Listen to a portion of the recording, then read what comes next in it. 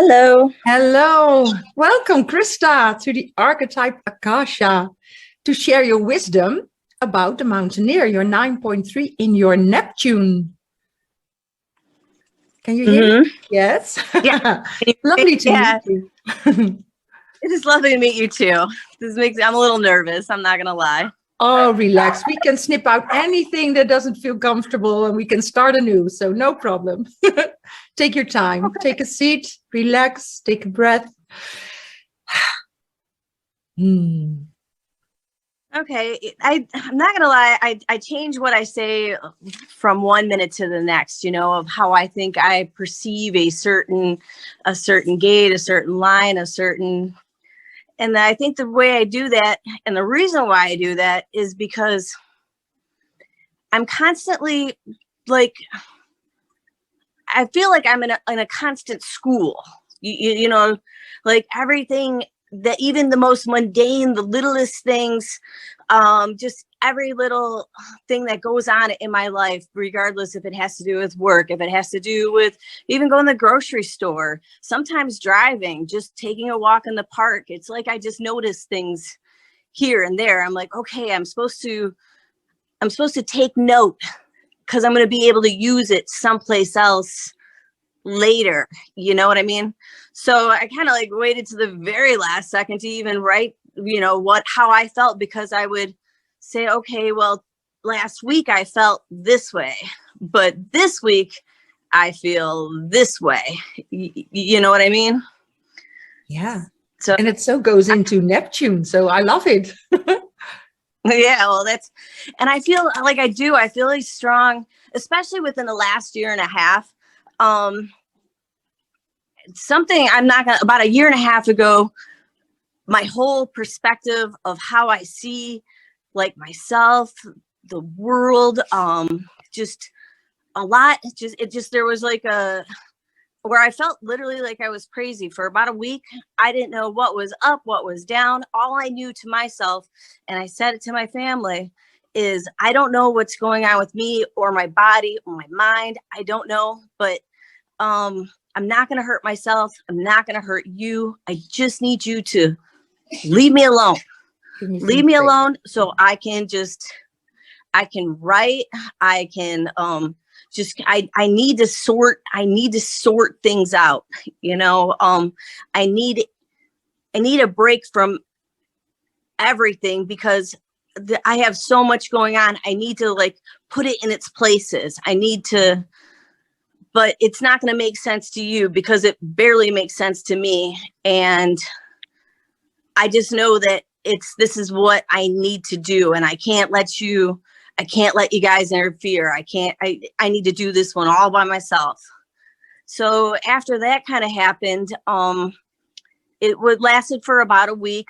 I would give it right there just because my family said I kind of literally stopped eating. I stopped showering, there was a weird where they were actually scared for me. And I get it. My one daughter's even gone to school for psychology, but they knew I wasn't being a danger. I was just went into a cocoon or something. But when I came out after I had this body explosion is how I would explain it, is a body explosion. I had a whole bunch of visions and things that showed me where I was being my own worst enemy in my life were given to me. They're okay, you're so self-sabotaging, just things where I didn't give people the credit they were due. Kind of where I was just, I made it a real far away. Now it's time to come back out and do what you're supposed to do. I've been I feel like I'm constantly watching. I'm constantly watching everything, just the minutest details to the music that's playing at a grocery store. I can feel how I think it's manipulating this person, and just how if so-and-so does this, this is how it affects that person. Even bosses that I've had, I'm like, why do that person just said this, but it caused the effect of that, and that, you know, but so it can get a little stressful to me to constantly feel that, like I'm almost like under scrutiny to choose the best course of action, because I see the butterfly effect of how it manifests.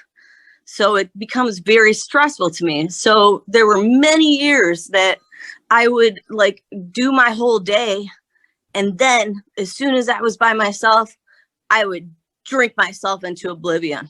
Not even just like, it'd be like shot. And then I was like, finally, I was like, okay, you've like checked out. And that was like a goal. And I don't know, that's gone off way base of what I kind of like started this whole thing about but it's part of the, I think the checking out, but what I do feel, this is what I kind of like started out is where I want to go with the every details and things like that. I've been with my husband for close to 30 years. I met him in high school. When I met him, there was something magical about him, very magical. Like he literally glowed. I just knew that he could be my partner. I knew he was who I was looking for.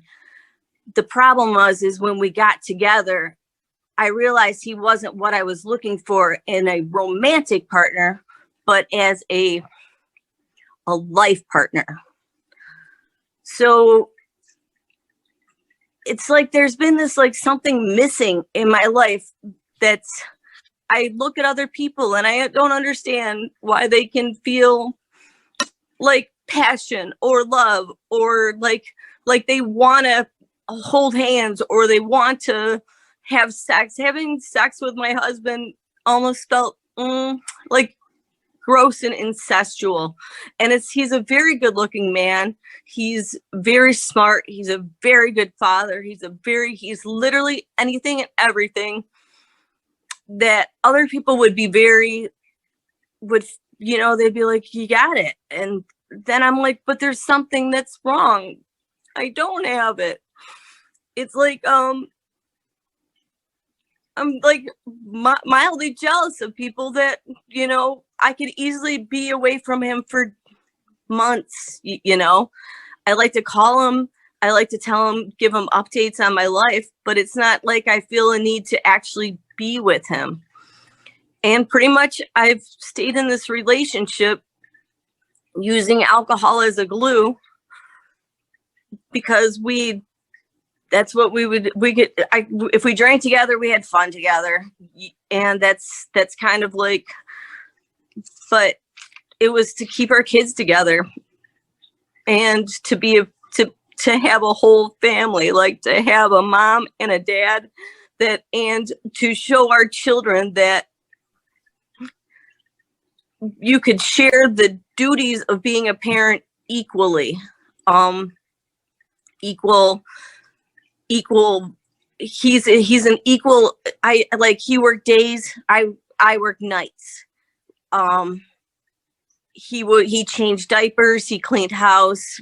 I cleaned house. I paid bills. He paid bills. Literally, we split everything 50-50. And that's kind of like an important thing that I saw that was very important to raise our daughters was, that a man and a woman could play both parts and they didn't have to do it separately, like a mom that, a single mom that felt, that they have to do everything, or a father that's not part of the life because, you know what I mean? I was like, okay, you've got to take one for the team, Krista. You're going to hold this family together and you're going to show the kids that this can be done, that you don't have to be everything that thinks it made sense to me in my mind to do this. And after I had this awakening, I was literally told, like I felt like a new connection to another person, to another person that said, okay, Krista, you did it. You can now move to your next chapter of your life. It's fine. But this is also, is you're not giving up on your kids and you're not giving up on your family, but you're also showing them that you can take this next scary plunge, that they could do also if need be. You know, you don't have to stay just because it's easy, because you're complacent, just because there's really essentially no reason to leave. My husband doesn't hit me. He doesn't hurt me. He loves me. But I'm unfulfilled as a person. I also believe I am doing a detriment to him because I don't give him, he deserves love too. And I'm in the way. And I understand that. I don't know. I guess that's kind of like where I feel like I'm willing to jump to a different level. I'm willing to try. Literally, I feel there's something else. I feel that there's somebody that, because I always felt maybe I was asexual because I didn't feel I'm interested in men, you know, that I really haven't been interested in women as a relationship. Obviously, I think people are beautiful, but I like the normal things where my friends would be like, oh my God, he's so hot, or this, or look at this, look at that. Or even just like the need to call somebody all the time, or even I don't have any of those feelings. So it just used to be like, people are like, everybody's just a person to me. They're not, you know, it's, I never feel like I'm on the prowl to find a man or be with somebody. But I do feel that there is somebody that exists. There's somebody there that's for me, and I'm holding out literally for only that person. But I feel almost guilty for having been with my husband for all these years. But I knew it was something that needed to be done to complete this other mission of raising my children, and in a particular way that I felt was necessary for them, because of all of the experiences I've had in my life, especially with the way my mother raised me. My mom was kind of different. She was a Sagittarius also, so me and her got along very well because, like, some people would think she was almost kind of cold, but she was perfect for me, because otherwise, if she was different, or if she was too clingy, it would have been too much, you know, like she was a perfect person for me. But I saw like her visions, the things that she was pointing out to me. She would involve me in every aspect of her life. And sometimes it put me in weird situations that kids see things that they don't normally see. They weren't like bad or scary or stuff like that, but they were ones that I could see. They were a lesson, because I was able to eke out the information out of that particular time, even though I might have been 8 or 9 of a situation that then later happened in my own life. And I was able to recall, I was like, okay, was the cause, this was the effect, this was the outcome, this was what could have been done better, this is what could have been done differently, and this is how I'm going to try it. And I can remember this from the beginning of my life.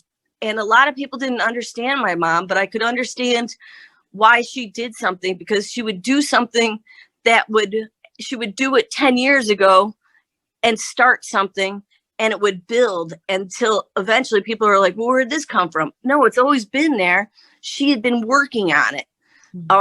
Just dumb things like she used to give out cookies to all the police officers. This is just an example of something that people don't recognize. She would make cookies and she would bring cookies to all the municipal buildings and stuff like that. And next thing you know,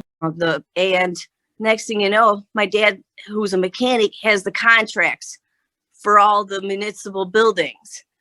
People just think that, oh, Marge is making cookies. Marge makes good cookies. But no, she literally built something and nobody really saw it, but I could see it. I was like, I know what you're doing there,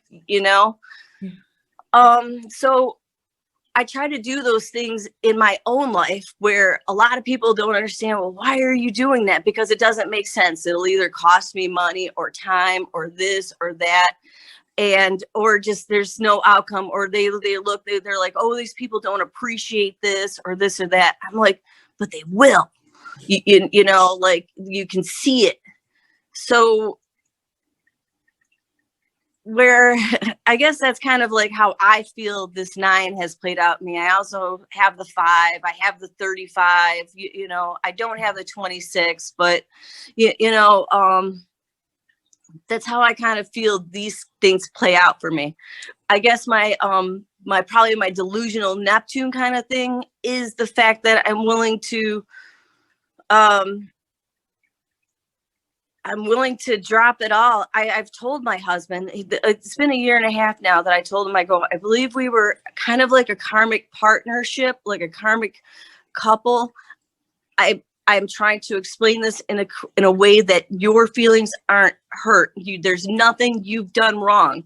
You've done everything and anything and I appreciate it. You were the stability I needed in my life. My children were the passion to keep it together, where I knew that there was that, because being him, I could personally see I can go way off base, and I can be very self-destructive.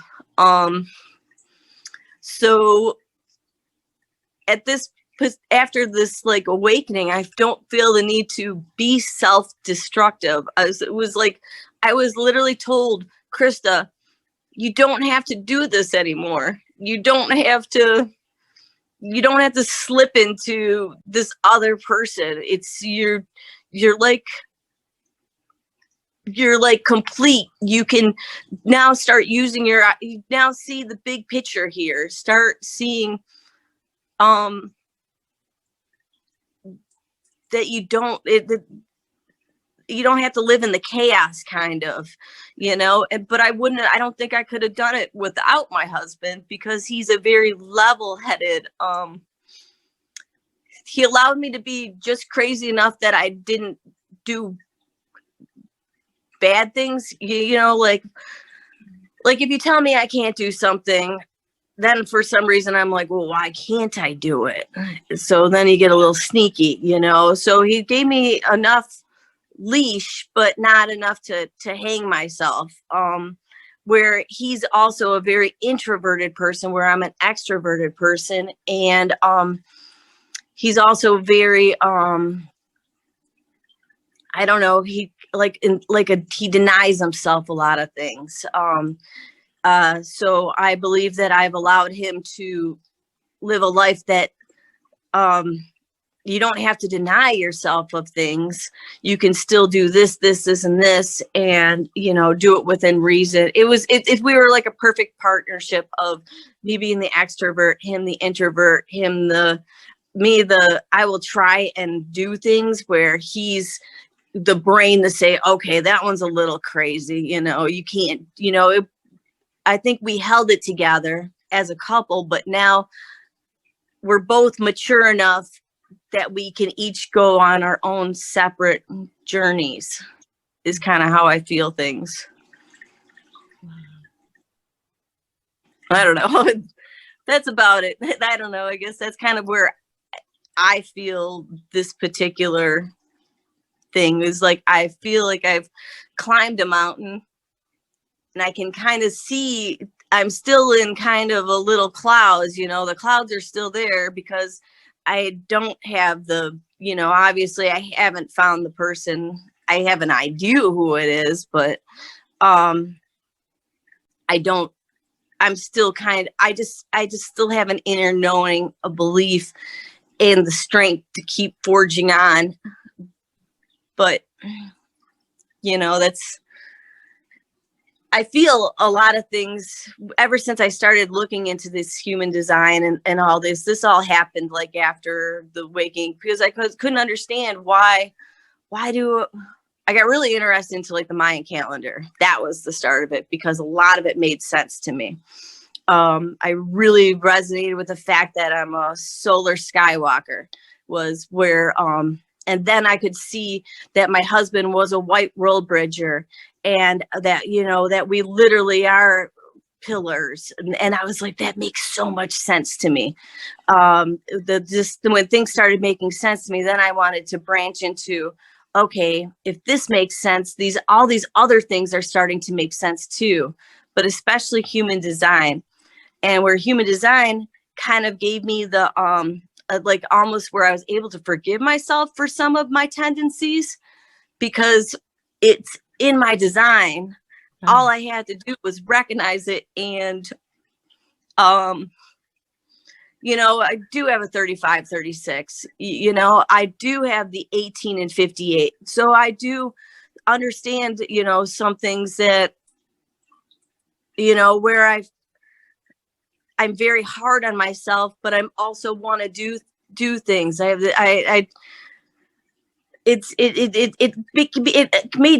It started making sense to me, some of my more compulsive behaviors or my unusual behaviors. And I was like, okay, this is your design. Now make it work for you versus, against you, is kind of, and then it also helped me like look at, the people that do connect to me, and then see where I did become frustrated. My husband does have a closed head. He's got the 61, I forget the 61. I have the 64. Yeah.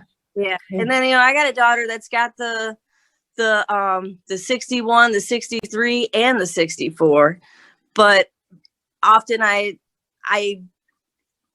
with my husband having his fully complete, a lot of times I do automatically just go default that he knows what he's talking about. And, and that's where I get frustrated in our relationship, because I do allow him to kind of set the pace, I guess, or sometimes I let him talk me out of things that I think are viable. And I feel silly, where now I'm looking back and I'm like, I should have ran with that one. That one would have worked. I need to stop letting him talk me out of this one. I'll use his logic, but I'll also use my illogic, I guess. I don't know. Yeah. But I don't know. I just can see how that we're all starting to mesh together, and human design has helped me see the spider webs of, I understood what my mom was doing years ago, but I didn't understand. Now, 30 years later, I can see the seeds she planted here and there and everywhere. And I'm trying to do the same for my children. But I also will do the same thing that she did, even they don't seem to understand me as much as I felt I understood my mom. I think, of course, one day they will. I have been spending the last year and a half trying to fix a lot of bullshit that I've done because of alcohol abuse. You think you're only hurting yourself, but you're not. And you don't see it until you see it, And I don't want my kids to ever, this is where I feel that I'm different than my children, is I never blame my parents for anything. I have a lot of people actually kind of like say, well, your parents were cold or this or that, or my dad's an Aquarius. And I was like, no, but they weren't. I never in my entire life did I ever feel that they were they were cold. We just didn't hug each other all the time. You know, when it's time to say goodbye, it's like, hey, see you later. You know, it's not the, I do think that obviously we do have a different relationship than coming from my husband's side of the family, where everybody hugs and kisses each other, and you know, they got hour-long goodbyes, and you know, and why didn't, you know, they call each other all the time. And my family, I think we were all very much more self-sufficient, I guess, but it doesn't mean we didn't love each other. And I never felt any lack of love or trust or any of those things. So sometimes I get a little frustrated when people tell me that some of the things I do are because of them. And I'm like, no, I think that I felt that I was constantly learning lessons, where a lot of my kids well, I feel like I get blamed for everything that's wrong in anybody's life. And that becomes frustrating because I'm not. There's you've got to take stock of your own self. And like my one daughter's angry at me. I've been working on this one. She's like, well, you were at work. I was like, well, I was at work because I needed to go to work. You know, I didn't want you to have to be in daycare. So I work nights. You know, your father does construction, so he can work days. I'm a bartender. You know, I work restaurants. I like restaurants. I work at night. I didn't go to work to not be a mother for you. But I also look at what your father was, a good father for you. I still was with you all day long. There's just some things on like that order where I'm just feel like I'm trying to do an understanding where they're not sitting there in their 40s thinking, oh, my mom was never there. Believe it or not, I was always there. I just had to do some things to make this all work, but I was always there. And I think that's one of the problems with, I guess, society today is we want to like blame somebody else for everything else. And I'm trying to just paint clearer pictures for my children, because they kind of do fall into the not taking, you know, I'm depressed or I'm this or I'm that, versus taking stock in assessing the problem, knowing the problem, looking for solutions, not passing the buck. Because a lot of times if you just look at yourself, you created that problem, you know, and I'm sorry, I as a parent did the very best I could with the resources I had, the mentality that I had. I was doing the very best I could. And I want you to know that one, and take whatever mistakes I've made as lessons and not as, you know, literally like daggers to keep stabbing in me, or holding yourself back because you're using it as any of my failures as a crutch, you know. That's another thing that I feel is just I'm trying to be very, very open with my children for any, I'm an open book. There's nothing that you can't ask me if I've done it, if I've been there, if I've seen it, if I would do it again, you know, I will apologize for mistakes. But I've kind of also realized I was apologizing for mistakes that weren't mistakes. This was the way that you interpreted it. And I'm sorry, your interpretation wasn't my, it wasn't my goal. You know, I'm sorry that I'm sorry, but not sorry. You know, like I have a daughter that, my two daughters are very, very different from each other. One, it would be the the girly girl, you know, the hair, the makeup, the this and this. My other one she is asexual. She told me this at 12. She's very boyish and no makeup, no anything. Well, when I was in high school, I kind of like had this like little glow up, you know, where you know, where you come back to school the next year and, you know, you're got boobs, you got this, you know, and anyways, at this particular time, it felt like my mom loved me more when I had this, you know, it was next thing you know, she went from saying, oh, this is my daughter. And she's like, here's my daughter. You know what I mean? And it kind of, it bugged the shit out of me. Like it bothered me because I felt like you weren't proud of me before, you know? Well, my youngest daughter had the exact same thing kind of happen to her. And I was like, okay, I'm not going to be my mom because I don't want her to ever think that whatever you look like has any basis of how I feel about you, you know? So we went on a retreat this summer and she literally said to me, she's like, you never tell me I'm pretty, you know? And I was like, okay. She accused me almost of being jealous of her.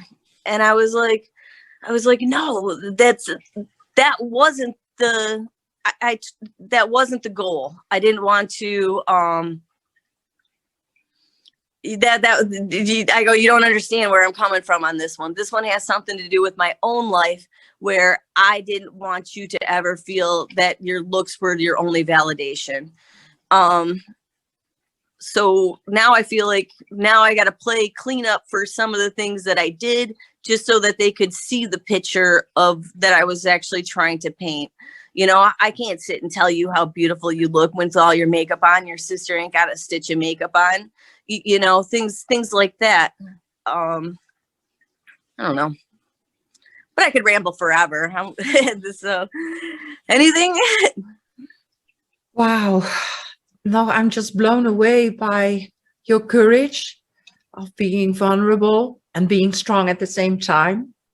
And now I've got to hold back my emotions because you touched my soul with what you shared.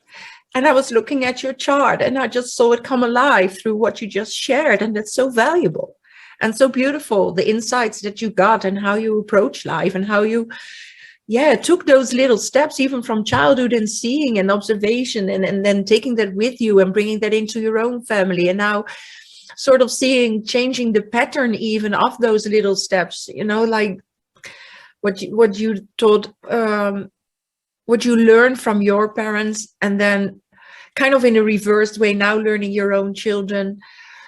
There's so much with what you just shared that I try to bring it back so we can talk about more, but you just beautifully,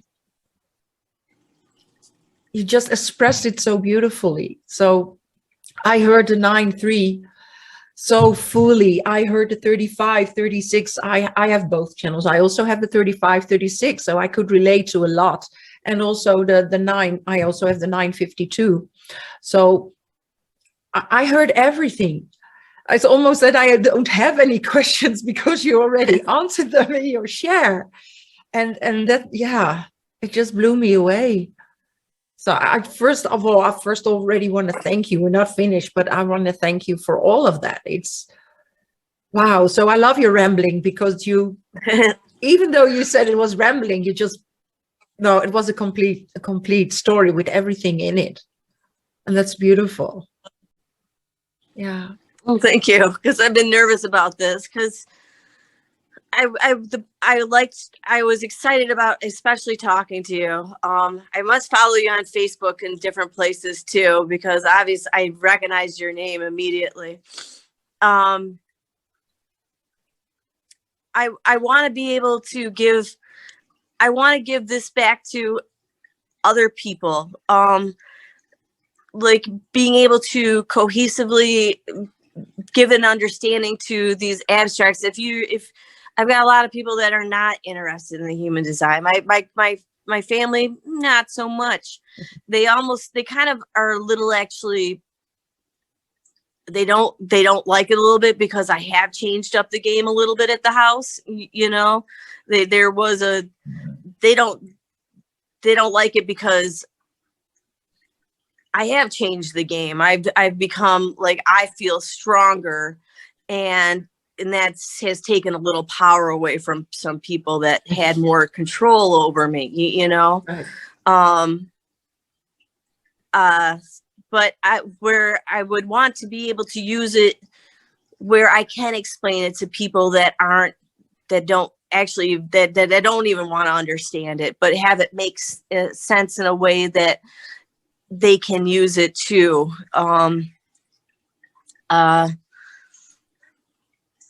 You know, the more I feel, the more I talk about it, especially with somebody like you know all about this. This is your game. You know, and if you can show me, like, that, it gives me a little ego boost of that I can keep going forward, you know, that I can keep trying to get a better understanding about it. You know, I don't really psychoanalyze my family so much or anything like that. I only work on myself because that's at the end of the day, that's all I can do. But I want to try to make it where all this makes so much sense to me that other people come to me and say, hey, you know, I've seen this works for you. Can you help me? You know, and I want to be able to do that for other people, you know, people that feel very misunderstood because, you know, they don't understand that it's their body is different than their sisters, their brothers, their mothers, their fathers, the neighbors, and that there's a reason why you are the person you are, and to work with it versus against it. And that there's tools out there that can help you do it. But I want to be able to explain it and do that better. That's where I hear the 4-6. I'm a 4-6 too. So I totally get what you're coming from. And it's exactly our role that we are here to play. The 4 is to be in service, and the 6 is to embody the truth. And the truth is your life experience through your 35, 36. And you have to, you know, with the 4-6, you know, also the stages of I almost feel like growing up to become an adult. You have to trial and error. And that's what you just shared also in your sharing and your wisdom. The journey, not only with the 9, well, the 9 that had all the details, it's collecting all the details. You have it in an open sacral. So it's also taking everything in from everybody else. That's what I heard when you shared how your mother brought in those little steps and how you took it with you. And now you are able to express it and embody it because you are changing. And for a 4-6, for me at least, when I look at my journey, it's exactly that. If you talk the talk, you got to walk the walk. And that's what you are doing. You're taking in the information right now and you're relating it back to the chart, and it makes all sense. And because you are the change, and people are going to notice that, they go like you said, how did she do that? How did you do that? What are your steps? And then you are able to share it with the people around you, with your network, with your family, or friends groups, or anything. If you do dancing with your dancing group, or even when you're working at the bar and the restaurant, you get to talk to people, and they will notice that your frequency changed, that your whole being is being light up, I would almost say, because you're throwing away the baggage that you've accumulated all those years, you know, and you're clearing that up. That's such a beautiful example. It's the role model. And that's the 6th line. And you being a manifestor, you have to take the initiative to do that. Yeah. So it's all perfect. I love it. I appreciate that. And I also, the other thing I really liked about this is there's so many people that want to fix themselves by they think they need to change something exteriorly, you know, okay, look at Krista's doing good, what foundation are you using, you know, or are you taking thrive, or, you know, like, or are you taking this supplement, or are you doing this or that? No, none of those things. I literally just, I started understanding myself and I feel better as a human being. I have changed nothing in my life, you know? Obviously I quit drinking, which helped me lose some weight and stuff like that. But I feel that so many people just try to jump on the bandwagon of, if I take this pill, if I do this, if I do that, if I do this, you know, everything's going to be better. And these are magic fixes. And what I would like to be able to explain to people that that's not the key. And that you do have your, you know, like, you know, you hit the roof, you know, you're here, you're there, blah, blah, blah. That you do have stages in your life, and that the things, you don't have to be embarrassed of your mistakes. Okay. That you can, and don't allow people to keep using your mistakes as weapons. The only way they can keep doing that is if you keep allowing them, and by number one, giving them the swords to stand, you know, like, if you, I think for a long time, I used alcohol. Literally, I explained this to something before. If anything was going to be really good for me, like, I had really been looking forward to it. If I say Christmas dinner, like, I will have planned Christmas dinner for weeks on end. I will have gone grocery shopping. The house will be immaculately clean. The decorations would be on par. The food 90% cooked, but at 90%, I'm like, I see the home gate. Things are about to go good. Let's bust out that alcohol, you know, and I am going to wreck today. You know, everybody else will be fine. Like, it'll be 99% good. Everybody else will have had fun. The food will have been good, this and that, but I will have wrecked the entire experience for myself.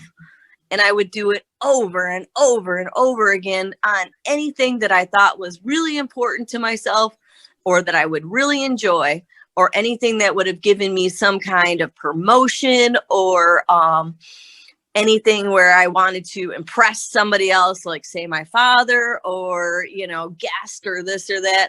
There would be some way that I would, like, well, let's just throw a little cog in this one, and just and now I'm not allowing that to happen anymore. Now I feel like it's like I have this, okay, I can recognize when I'm about to do it, and you're like, okay, you worked this hard, you've worked this far, and you want to be taken seriously.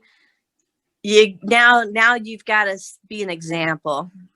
And, you know, before you were a good bad example. Like, people will be like, holy shit, I can't believe she pulled that one off. You know, well, now it's like, I once had one of my daughter's friends that used to come to our house a lot. He actually used me as a good bad example. He's like, I can't believe how much your mom can party, but, you know, still hold it all together. You know, like, he was impressed. Like, that was a massive skill. And I you know, had to say it. No, this is killing me. I am taking this isn't, I don't want you to think that I'm holding it all together. I put up a very good front. You know, things like that. I feel like with jumping in and saying to people that, I am, you know, as soon as this is another one. I actually, no, I have to end this, but we have all our finances kind of tied together and stuff like that. Of trying to have the most amicable split up possible, you know, where there's I do my thing, you do your thing, you know, but with COVID has been of no help for this one, of moving out of my home. I'm willing to literally drop and leave everything. The stuff is just stuff. And half the stuff I have, I enjoyed the journey of accumulating it, I guess. So it doesn't really I'll be like, oh, okay, just start over again. I don't care about things like that. It's more about feelings and, just being very, very amicable. I have a lot of people that have quit drinking because I quit drinking. I would never drink again because I feel that I would not be just letting myself down. All these other things that I'm trying to do that are very different than what anybody else around me is doing becomes off course and not, I would lose my accountability or my anything that I'm trying to be. Like, I even try to explain it to my husband smokes a lot of weed. I try to explain to him, he's like, well, it opens your mind. It does this, it does that, or people that take, I can see the value in all these things for other people, doing mushrooms, doing, this and this and this, where it opens your mind and you see the other side, and, you bring you to 5D, and, I know all these things, but I also believe they're kind of, manufactured. You see it, so it exists. There's there's something a little out there, but it's not real until you actually make it real in yourself without any of these tools. And that one's a hard one to explain to people that only believe that, my daughter doesn't believe 90% of what comes out of my mouth because I don't do, because she believes in the mushrooms and the weed, you know what I mean? And so because I'm not the hippie, sitting in my meditation circle and all the other things that everybody's doing, that I'm not legit, in the way that what I feel, I see things differently. How did you wake up? Because you said when I got awakened and changed my life, that you decided to stop drinking. Could you share how you did that? What was the moment that it hit you like, I have to quit and I have to stop sabotaging myself? No, COVID, believe it or not, the beginning of COVID, I knew my body was telling me, I was like, okay, Krista, you're 45 years old at this particular time. I'm going to be 47 next week. It was like, there's no way that you're still functioning. How the fuck are you functioning? Number one, because I didn't really feel bad. I wasn't really hungover. There was times I didn't feel great, but where other people, I was like, so when are you going to stop? Are you going to stop when your liver gives up? Are you going to stop when a doctor tells you that you have to give up? How about you be a little proactive and stop this one ahead of time? But there were certain things that were bothering me with the way my body was functioning, just like going to the bathroom and stuff like that. I was like, this could be your gallbladder. It could be your liver. Who knows? Mm-hmm. You don't know, but you kind of know the source.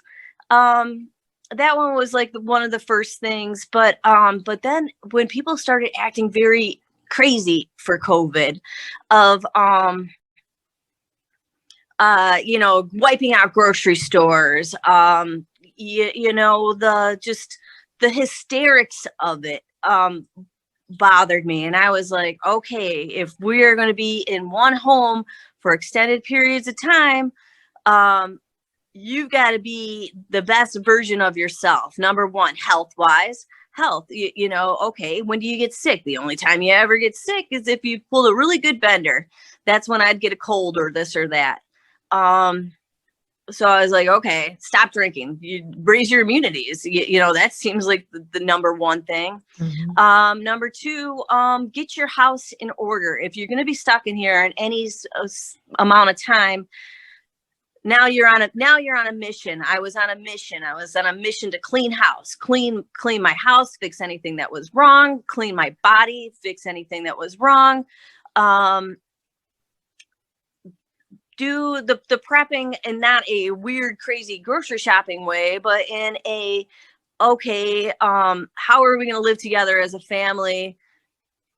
Not fight, you know, like, you know, like just how are we going to make this whole experience not suck as bad? And things suck if I'm been drinking, you know, it's in my mind. Sometimes it seems like it was going okay, but no, I was essentially probably being an asshole and functioning at subpar levels. So that was pretty much that was the catalyst. And then that's when I want to call it my dark nights of this, whatever. Yeah. That's, I don't know if that was part of detoxing because, who knows? I had already not drank for about a month and a half at that point when that all started to begin. I did have kind of like a guide. This was like 5 years before I had met somebody online about 4 or 5 years prior that, we just played video games. We played trivia games together. Really smart person, but we played trivia games together. And, but we started just talking back and forth like a friend, who's a very successful person in business and in life. Like what he had to say was very interesting and, very inspiring to me because, I was surprised, number one, that, you know, here I am just bartender. Why even bother to talk to me? You know what I mean? And he wasn't a bullshitter, like never, you know, like there was no money or pictures or anything. There was nothing for him to gain. And, you know, where I feel that I was a person for him was I could just be a regular ass person that he could talk to because he was a big person in his industry. So it was like he didn't have somebody to talk to about his son's drug addiction and stuff like that, you know, just things on that order that I could be just this other person to talk to. But there was something there were a couple things that he had said to me, and then one of it had to do with his mom, about how his mom had gone through a change. She was also a Sagittarius too, so that's kind of why it just made sense to me. But there were certain things that he had said in conversations here and there. Sorry about my dogs. Shut up! There's 4 of them. But when I knew that I was going through my moment of not being able to do things or not knowing what was going on with my head, with my body, with anything, I knew I could talk to him, and he literally talked me through this whole experience of kind of justifying what I was feeling. Not that I wasn't crazy, just to keep journaling, keep doing this, keep doing that. He kind of like literally talked me through this situation. And it was weird when it was all said and done, and we talked again for about a couple more months, you know, but then he'd be my sounding board for anything that was obscure or weird that I had been thinking about for years, like anything that I felt guilty about, that I felt, that my thinking on it was just anything that came to my mind, I could tell him, and it didn't like really matter because it mattered because he came back with a very good answer, but not judgy and not trying to fix me. You know what I mean? Yeah.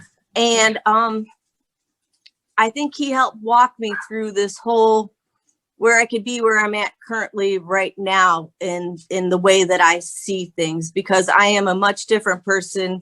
When I say awakening, I'm a much different person than I was 2 years ago. And this man helped me kind of like, I guess, not become embarrassed of things. The fact that I respected him a lot, I was surprised. It gave me respect for myself. Because a lot of people don't take me very seriously all the time. You know, they think, oh, fun, crazy Krista, you know, and here's somebody that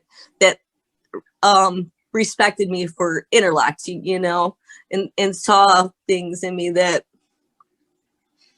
other people just seem to just think I'm incapable of.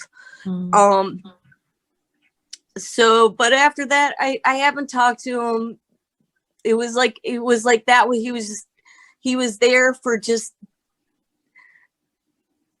I started talking to him 5 years ago because I knew that sometime I was going to need him for this.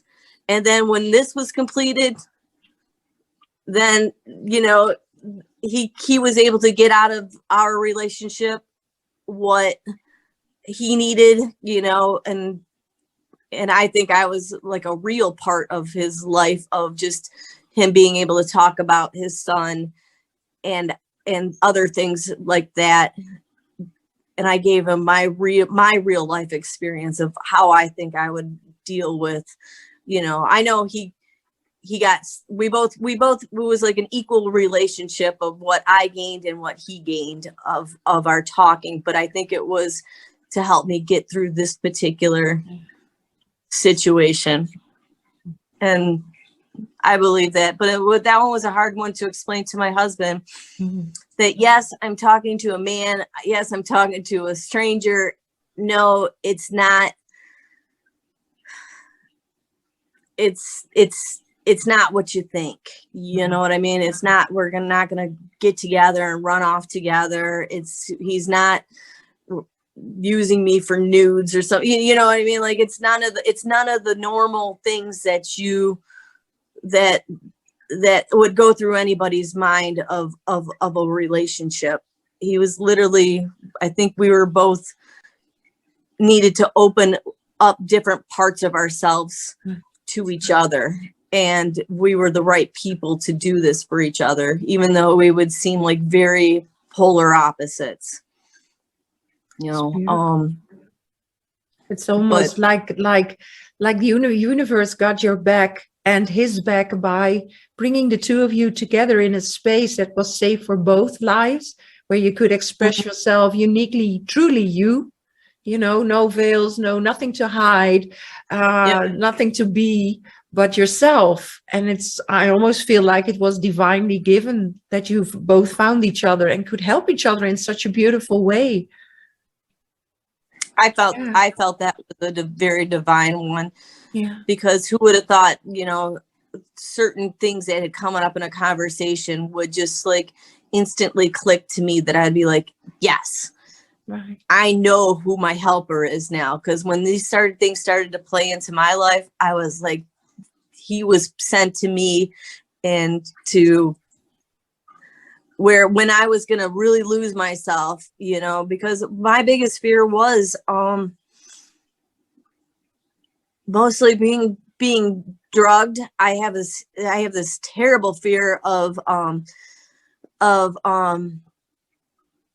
being, number one, being drugged and being you know, like put in a mental hospital, you know what I mean? You know, like that's like my biggest fear. It's, you know, like the person that gets thrown in jail, but they're innocent, you know, stuff like that. That's got to be like, I watch thrillers and I'm like, you guys could slash me and cash me, but don't lock me up if I, you know, that just seems like the thing. And he helped me make it through that era where where I was able to do it, I think, smoother, where I came out in the end not looking like a crazy person, just somebody needed a break. You know what I mean? Yeah.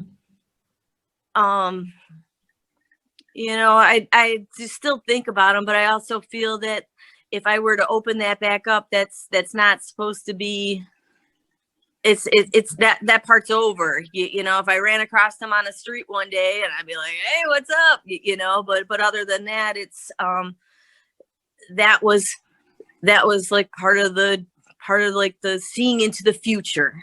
You know, you're like, okay, I got this person in place for this moment. Yeah. You know. Wow. Yeah, it's amazing to hear what I'm hearing also, to bring it back, you know, to the chart, because then people can relate your story to it, is that I hear that your body really gave a signal. Your open sacral gave the signal. And now I am full. I need to empty out all that stuff. And your body was giving you complications. It wasn't working fine anymore. Your life energy was filled with, I almost feel, with dirt, and not only with the things, with the drinking, but also maybe with the people, and the relationship that you were in wasn't working for you anymore, and that it had to come to an end in some way. And then beautifully somebody showing up, and that you can, together build up that life energy again, you know, by giving each other support and empowerment, and bringing out the real you. And you bring out the real him, and finding the solutions, taking those little steps. Exactly it. Yeah. It's beautiful. Thank you. Yeah. That one I can't really talk about a lot, because people think of it as, you know, like cheating or this or that. And it was more of like, I needed it. And when I was depriving myself of, you know, or feeling guilty of you know, just doing something that I needed to do, because a lot of the things I talk about, my friends don't understand it. You know, they're not, their lives are very different than mine. And so I feel very lonely a lot. You know, I have lots of friends, but you know, so a lot of them are in, say, bad relationships, you know, like we're bad relationships, where there's fighting and, you know, this or that. And now, so when I talk about what I have going on with myself, it seems very, like, well, you know, he's not kicking your ass, you know, like I should just be happy. I should just settle. And I don't feel that that's not what I was brought here to do, you know, and I'm sorry that you're dealing with the issues you are, but you know, it is fun talk. I enjoy talking to you, because I feel, you know, you see things at a different level than my close friends, or, you know, the eye level of when they're just dealing with their problems. Mine maybe seem minuscule or this or that. And while they might be minuscule on a like the, you know, the earthly level of things like that, it's because I've simplified my life a lot, you know. I don't have a lot of these problems because I don't create a lot of these problems, but there's still a lot going on in my head that I would like to find help with. You know what I mean? Yeah, definitely. Yeah, and I also hear your 6, your unconscious 6 is always looking for that 59. And then I'm even curious if that man that was your soul friend, if I can call him that way, in that moment, maybe he had that 59. And the 59 is about intimacy. And on a higher level, it's the intimacy of transparency and being your true self, and sharing really deep stuff.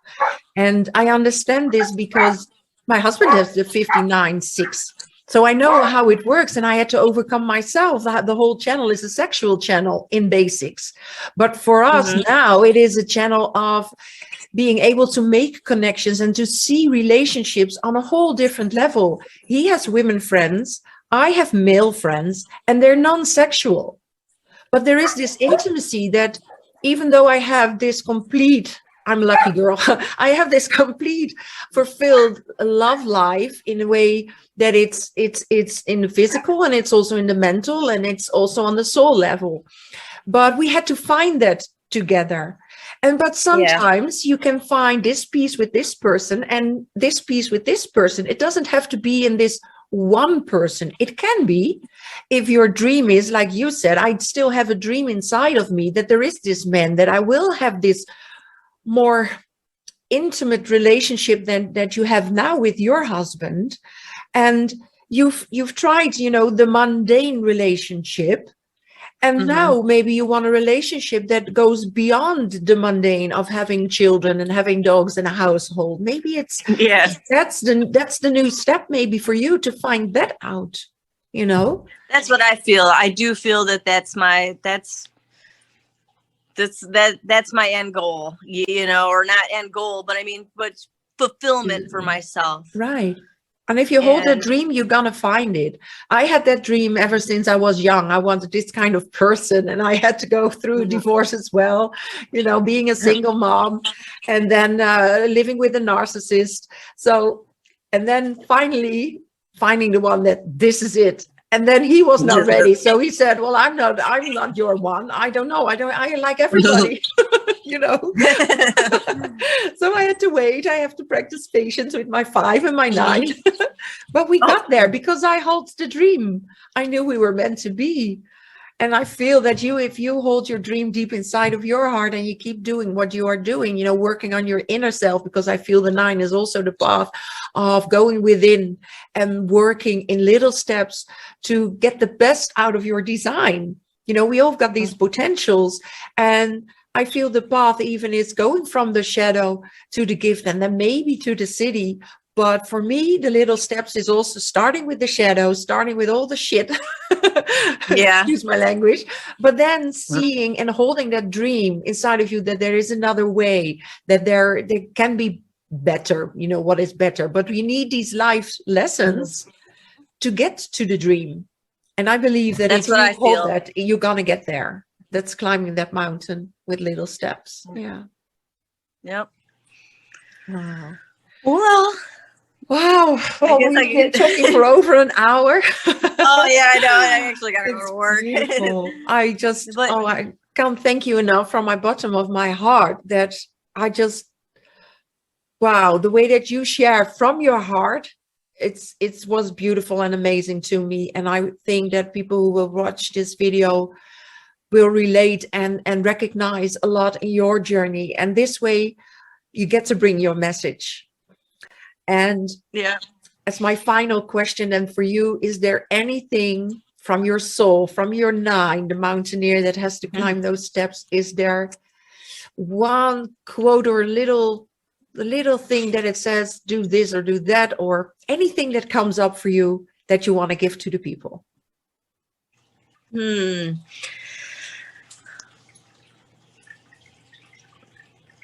I guess,